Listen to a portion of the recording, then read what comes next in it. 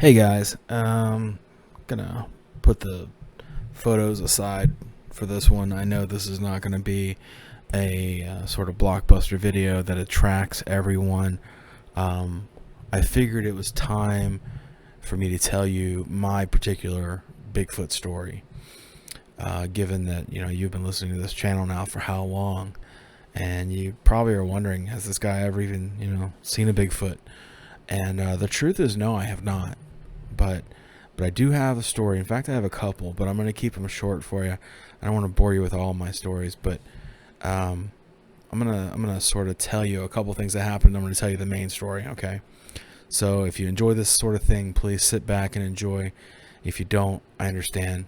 This is not for you. So one of the first things, I don't know if I've ever posted the picture. In fact, I will. I believe it was in our first cryptid reaction video.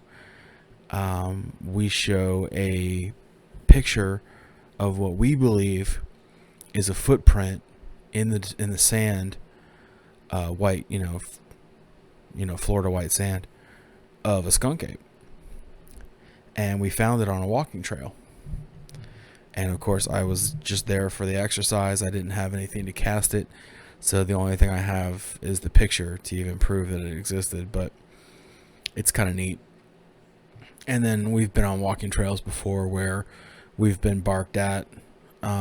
We've had, I've been in areas where it's been completely, eerily, completely, eerily silent. That's a little unsettling, but the story itself actually comes from Pennsylvania, and I believe it is Monroe County. I'm gonna look that up because I'm gonna get eaten alive if that's wrong. But we were in a town called Blakely. But the actual story itself goes back to every year we take an anniversary vacation. This year we'll be going to West Virginia, so we're excited about that.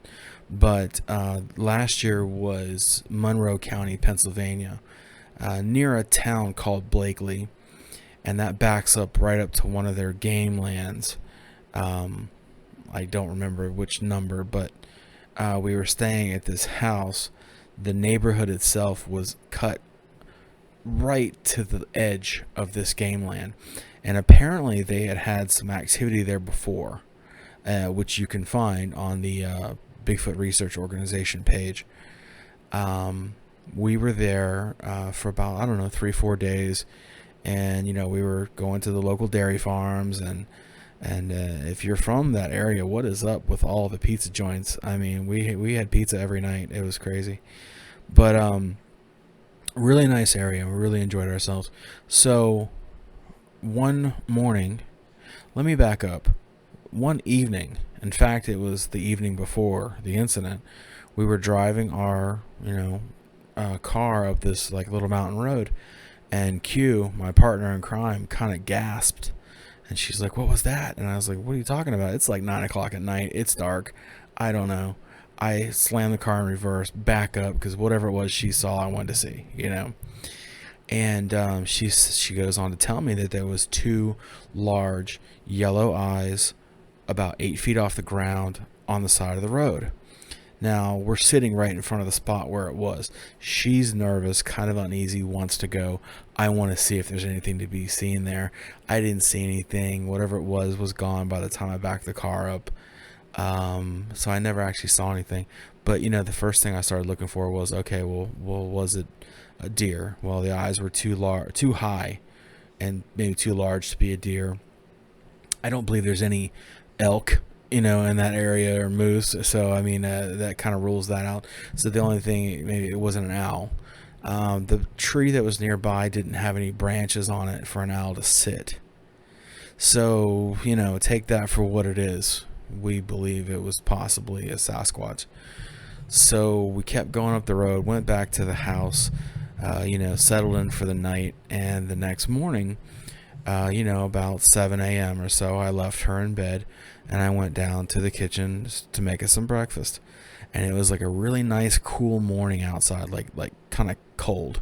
So I opened the kitchen window, let some of this nice weather in. We're from Florida. We don't get to experience that weather often. And I'm just, got a little music on, Al Green, I'm whipping some eggs, having a good time. And all of a sudden, I hear this 4-second howl. Oh.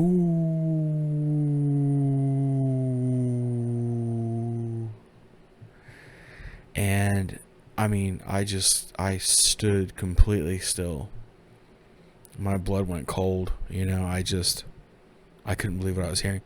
I've heard coyotes, I've heard wolves, howl. This did not have that canine pitch. This was a very sort of a deep, guttural howl.